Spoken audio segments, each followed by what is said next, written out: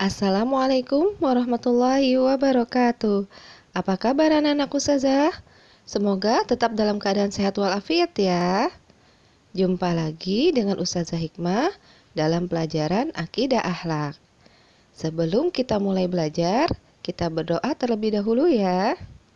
Yuk kita berdoa. A'udzu billahi minasyaitonir rajim. Bismillahirrahmanirrahim.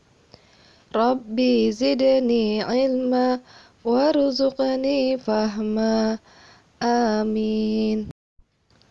Alhamdulillah, pada hari ini kita masih diberikan kesempatan oleh Allah untuk menikmati hidup. Pada pembelajaran yang lalu, kita telah mengenal sifat Allah melalui kalimat thayyibah. Nah, pada hari ini kita akan kembali mengenal Allah melalui Asmaul Husna. Sebelumnya, coba anak-anak ustazah perhatikan gambar berikut ini. Dari semenjak kita dilahirkan sampai sekarang, siapakah yang telah menghidupkan kita? Perkembangan pada hewan dan tumbuhan, siapakah yang berkuasa untuk melakukannya? Beberapa waktu yang lalu, mungkin kita mendengarkan adanya bencana di bumi Indonesia ini dengan datangnya banjir, gempa bumi, dan yang lainnya yang menyebabkan kematian seseorang. Siapakah yang telah menghidupkan dan mematikan kita? Apakah setelah kita mati, kita akan dibangkitkan kembali? Kira-kira, apa hubungan semua itu dengan pelajaran kita pada hari ini? Yuk kita mulai pelajaran kita. Hari ini kita akan belajar Asmaul Husna tentang sifat Allah Al-Muhyi, Al-Mumit, dan Al-Ba'its. Al-Muhyi artinya yang maha menghidupkan. Allah lah yang telah memberi kehidupan kepada kita semua. Allah lah yang menghidupkan manusia, hewan, dan juga tumbuhan. Allah juga menghidupkan tanah dengan curahan airnya sehingga dapat menumbuhkan berbagai tumbuh-tumbuhan. Coba anak-anak ustazah perhatikan, ketika hujan tidak turun-turun, maka tanah menjadi kering dan tumbuhan pun mati. Ketika datang hujan, tanah kembali berisi air, tumbuh-tumbuhan pun tumbuh dengan subur.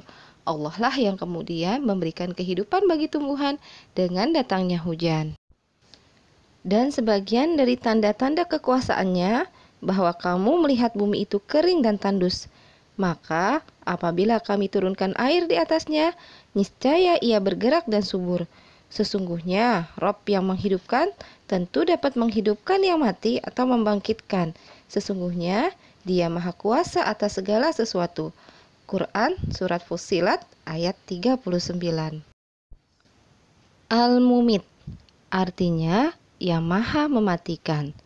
Semua makhluk hidup pasti akan mengalami kematian. Hanya saja kita tak pernah tahu kapan kematian itu akan datang. Allah lah yang berkuasa menghidupkan dan mematikan kita.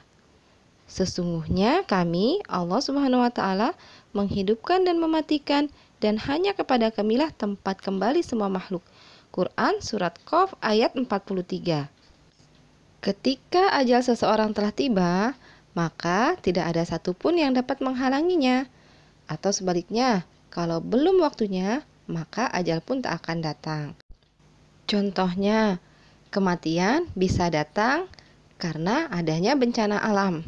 Tapi ada saja manusia yang luput dari kematian karena datangnya bencana tersebut. Allah lah yang maha menghidupkan dan mematikan seseorang. Al-Ba'its artinya yang maha membangkitkan. Artinya Allah lah yang akan membangkitkan dan menghidupkan segala yang telah mati. Allah lah yang telah membangkitkan kita di pagi hari setelah tidur di malam hari. Oleh karena itu, kita diminta berdoa setelah bangun tidur. Alhamdulillahilladzi ahyana ba'dama amatana wa ilaihin nusyur. Yang artinya, segala puji bagi Allah yang telah menghidupkan setelah kematian. Allah juga akan membangkitkan manusia dari kubur setelah terjadinya hari kiamat nanti. Dan sungguh, hari kiamat itu pasti datang. tidak ada keraguan padanya, dan sungguh Allah akan membangkitkan siapapun yang ada di dalam kubur. Al-Hajj ayat 7. Setelah Allah membangkitkan semua makhluk pada hari kiamat nanti, semua amal perbuatan manusia selama hidup di dunia akan dihitung dan ditimbang. Manusia harus mempertanggungjawabkan seluruh amal perbuatannya.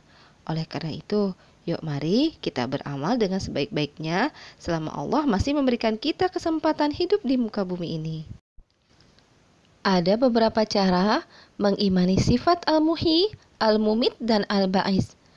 Yang pertama, memahami bahwa Allah lah yang menghidupkan dan mematikan kita. Yang kedua, memahami bahwa tujuan hidup kita di bumi ini adalah untuk beribadah kepada Allah. Yang ketiga, memahami bahwa kehidupan kita di dunia ini untuk bisa memberi manfaat kepada orang lain dan di lingkungan sekitar kita. Yang keempat, menyadari bahwa setelah ada kehidupan, pasti akan ada kematian. Yang kelima, menyadari bahwa kematian bisa datang kapan saja dan di mana saja. Yang keenam, menyadari semua amal perbuatan kita pasti akan dimintakan pertanggungjawabannya kelak di akhirat. Selanjutnya, ada beberapa sikap yang bisa kita lakukan dalam mengamalkan sifat Al-Muhyi, Al-Mumit, dan Al-Ba'is. Yang pertama, memelihara kehidupan yang ada di bumi dengan senantiasa menjaga kehidupan tumbuhan, hewan, binatang, dan kita berperilaku baik terhadap orang lain. Yang kedua, meluruskan niat dalam beramal semata-mata karena Allah saja. Yang ketiga, berusaha menahan hawa nafsu kita dari perbuatan yang tidak baik. Yang keempat, senantiasa mengingat kematian dengan memperbanyak melakukan amal kebaikan sebagai bekal di akhirat. Yang kelima, senantiasa bersemangat dan tetap bersikap optimis di setiap keadaan. Jangan mudah putus asa ya nak, ketika kita menghadapi kesulitan. Nah, sampai di sini, apakah anak-anak ustazah sudah paham tentang Asmaul Husna Al-Muhyi, Al-Mumit, dan Al-Ba'is? Semoga paham ya. Alhamdulillah, pembelajaran kita pada hari ini telah selesai. Kita tutup dengan mengucapkan Subhanakallahumma wa bihamdika asyhadu an la ilaha illa anta astaghfiruka wa atubu ilaik. Wassalamualaikum warahmatullahi wabarakatuh.